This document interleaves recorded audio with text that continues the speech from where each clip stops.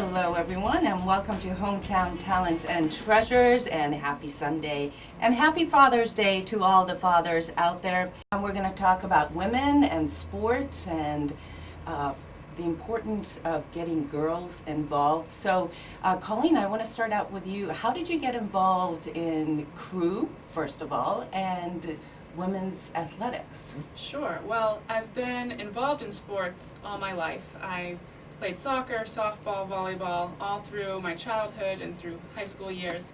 I didn't get involved with crew or with rowing until college. I was a walk-on at the University of Texas in Austin. They were handing out brochures, trying to get new recruits, and there I was. I started going, learned to love the sport, absolutely fell in love with it, and rowed for 4 years. And now I'm segueing that into a career in coaching. And what was it about rowing that you think made you fall in love? Well, I'm good at it, for one. For when I was good at it, I have the build for it. It's nice to be tall. It's also, outdoor sport. You're out on the water, in the sun. You get some nature time in there, depending on where you're rowing. It's an individually driven sport. You can work as hard as you want individually to improve yourself, but at the same time it's a team sport. And the camaraderie that you make with your boat and with your teammates is really incredible. Talk about that aspect of having to work hard, and you're competing against people in your own boat, Colleen, but at Absolutely. the same time you are having to move, breathe as one. The inter-squad competition is very, very intense in rowing. For much of the season, you're competing with your fellow teammates for a seat in the best boat, in the fastest boat. So you must work hard yourself in order to get the best seat possible. So for much of the season, your own teammates are your hardest competition. But then, once the seat is earned, once the boat is made, you have to come together as a boat and forget all of your previous competition with each other, bond, so that you can then compete against other schools, other boats outside of yourselves. You as a coach, and the reason you got into it, one of the things I think you said to me is to instill confidence in women and especially girls.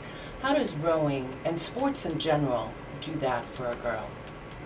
Well, it worked for me. I think if you find something that you're passionate about and you strive for excellence in that field, whatever it is, you will become confident. I know that rowing, it takes a lot of hard work, but it's also very rewarding. You work hard, you see yourself improve. You can see the improvement, you can see your body getting healthier, getting stronger. You can see the improvement in your technique in the boat and the way you row with other people. And the fact that you can do that through perseverance, through dedication, that leads to confidence, I believe. And it also leads to assertiveness, higher self-esteem. How else besides confidence and aggressiveness have you seen the girls and the women that you coach grow? Well, one thing that comes to mind is just mental fortitude. I think that's huge in rowing. Rowing is a very difficult sport, not just technically.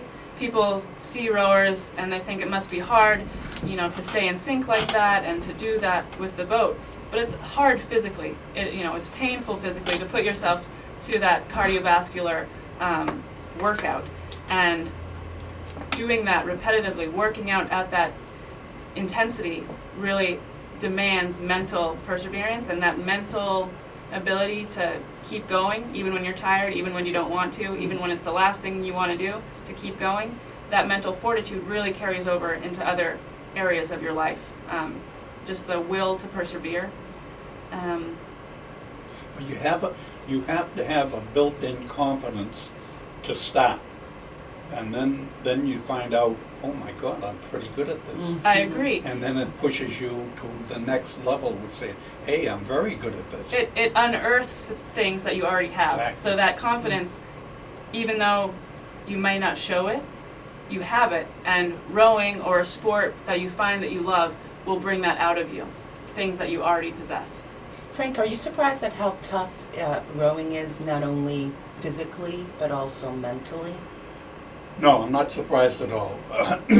What I found out in my lifetime watching both girls and men perform, I think if there's any legacy I have in this area is that I pushed a lot of women's sports, especially softball and basketball, and I've just seen how they came from. I remember when the girls played basketball, after every basket you had a jump ball, and I remember when an official would blow a whistle, I'd see girls cry.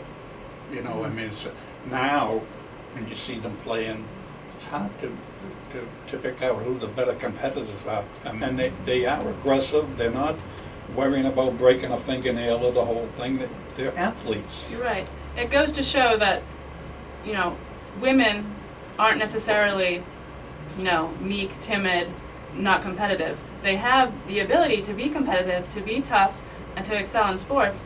It just may have been in the past that wasn't expected of them. It wasn't appreciated when women portrayed those characteristics. But now society is changing, and we're seeing that come out. So what challenges do you think do you still face as a female athlete? Well, we have come a long way, as he said, especially, you know, in the past year since Title IX in 1972. We've come a long way, but there are some inequalities that do exist. I know that, especially in the coaching realm, I'm learning that female coaches are underrepresented. The proportion of female coaches versus male coaches, even in female sports, there's a scarcity of female coaches. Why do you think that is? There's a number of reasons. It might be because women don't think about entering the field, because either they didn't have role models, female coaches, to role model that and to think, maybe this is something I want to do. It could be because it's a very difficult job to do while raising a family, especially at, you know, a D1 level. It takes a lot of time, odd hours, lots of travel, lots of weekends. Some people might be turned off for those reasons. And also because just the historical societal precedent of males having a leading role in the sport world. There's a lot of male coaches, and sometimes it's that stigma still lingers that men make better coaches. And that was actually one negative side effect of Title IX, is that Title IX, it brought a lot of money to women's sports, you know, a lot of funding that wasn't there. And once that funding came in, the coaches of female sports started earning higher salaries. And once the salaries increased, the men found those jobs to be worth their while. Fascinating. You know, prior to Title IX, the women's coaches didn't get paid anything, the men didn't want those jobs. Once they started getting paid more, the men swooped in, and the number of male coaches elevated very quickly, and the women, you know, dropped off the board. Frankie, I'm interested to think what you think about that. Title IX, I think it's great. One of the things, and I've said it more than once when we were doing our Saturday show here, we had a big listening audience for many, many years. They want equality, the women want equality. I can buy into that, and I understand a lot of it. And as I say, my era was mostly chauvinistic guys, but I've dealt with so many women athletes that I buy into it. But the one thing that really, really annoys me is the first thing that they did in basketball was change the size of the basketball. Well, to me, that's not equality.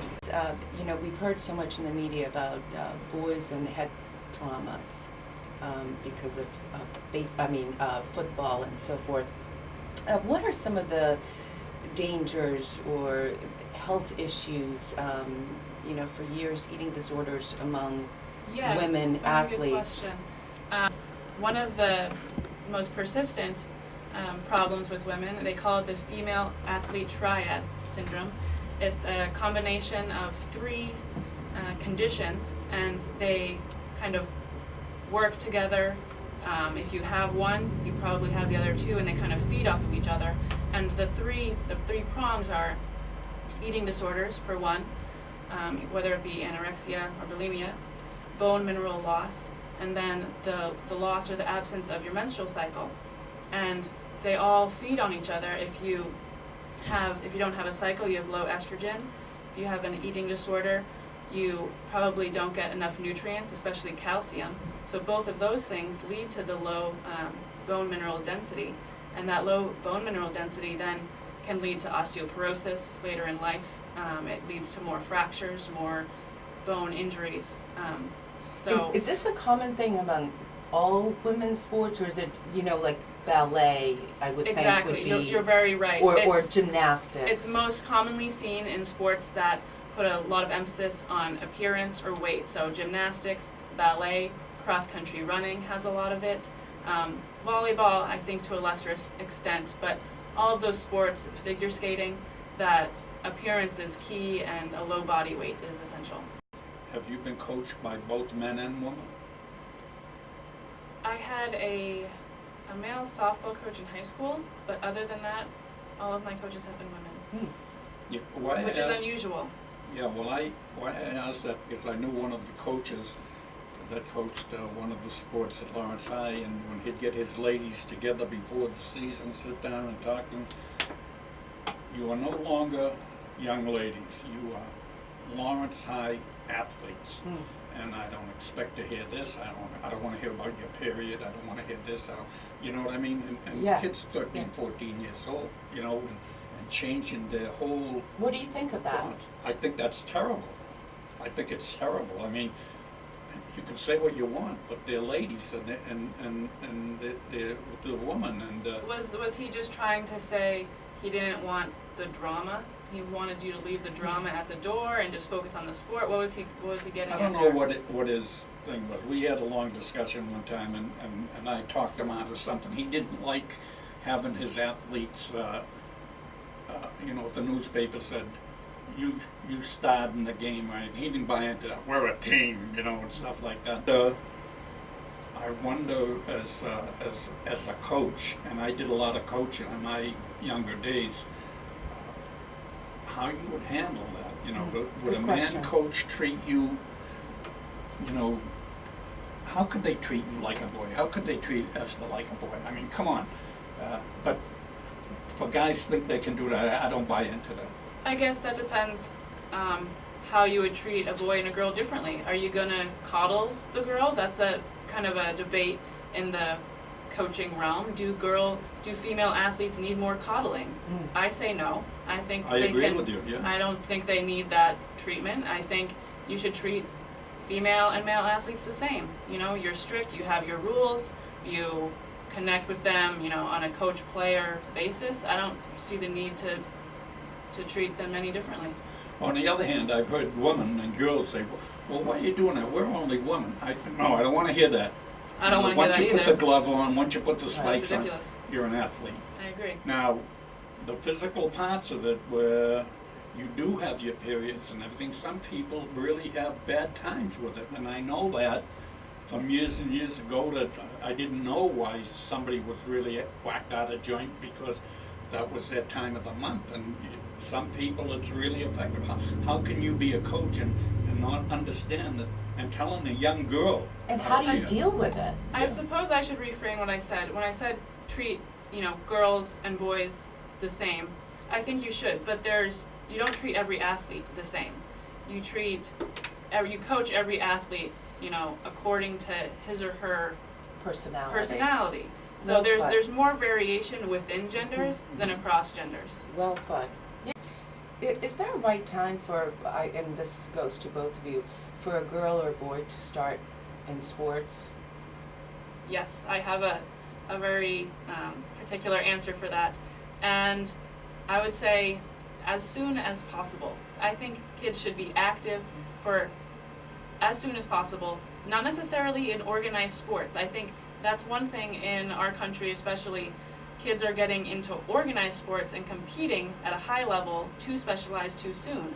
And that leads to a whole host of other problems like burnout and overuse injuries, things like that. Interesting. But She's right on, Yeah. kids Right should on. be, Yeah. kids should be active. Let them, play outside and develop that basic range of motion that they're going to need to build on when they get into organized sports. So encourage them to be active, to play sports, but at such a young age, I don't think they should be playing competitive football at age 5. There's an age for everything, and Or nowadays soccer is the big Yeah. Or it has been for the past Yeah. 10, 15 And years. another thing, just Or keep it. T-ball and hockey, ice hockey Right, is one of the worst crimes. They're bringing the kids out to practice at 4 o'clock in the morning, 5 o'clock, and they're, At the what, age of 6 years 5, old? 6. Yeah. Just Right. let your kids do a variety of things. You know, back in the day, they would play, you know, baseball, football, soccer, lacrosse, you know, all in the same year. Every sport had a season. Now we're playing baseball year round, and if you're playing baseball year round, you're not going to be able to play football and the other sports. And just let your child play what he or she wants, and mix it up. Keep it exciting. Okay, if they play the same thing for all year, years on end, they're going to burn out and get injured a lot faster than if they're, you know, doing different things. Final thoughts, Frankie. You know, you said women have come a long way. I would venture to say we still have a long way to go. Final thoughts about where you think are areas that need some acceleration and. Well, I think they're gaining every time we talk about it. I think they're gaining most of the time. I do know that the boy athletes in school really enjoy the girls. They respect them every bit as much, Yeah. where years ago they didn't pay attention. So I think they're in pretty good hands and everything. But they got to remember, don't change the size of the ball. and on this Father's Day, how important is it for parents and especially fathers to make sure their girls? In honor of Father's Day, I tell all those fathers out there to encourage your children, especially your daughters. Okay, don't just give all the playing catch time to your son. Get your girl out there with the glove and ball. And we've spent a lot of time talking about, you know, girls and children. I would also encourage, you know, if you're older, it's never too late. We have a lot of, you know, middle-aged, even older people come down to the boathouse, having never done a sport. And rowing is Frank something. Benjamin, you take him? Yeah, we'll take you, Frank. Listen, you Get in a knew boat. what I'm talking about here, and you knew that my daughter flunked gym in high school, so I couldn't teach her anything in sports, and she turned out to be a good mother and everything, and Well, that's there the you bottom go. line, you know? Colleen, you've been great. Thank you for so having much. me, Esther. And Frankie, always, you're such a pleasure. I'm going to watch an A&P truck unload. That's Okay. my That big sounds day like for an exciting Father's Day. afternoon. This is a great hometown talents and treasures. You truly are, Colleen. You know, you're doing this for women to generations to come. So thank you for what you do. Oh, you're welcome. Thank you. Thank you so much for joining us, and make sure you join us next week for another episode of Hometown Talents and Treasures. See you next time.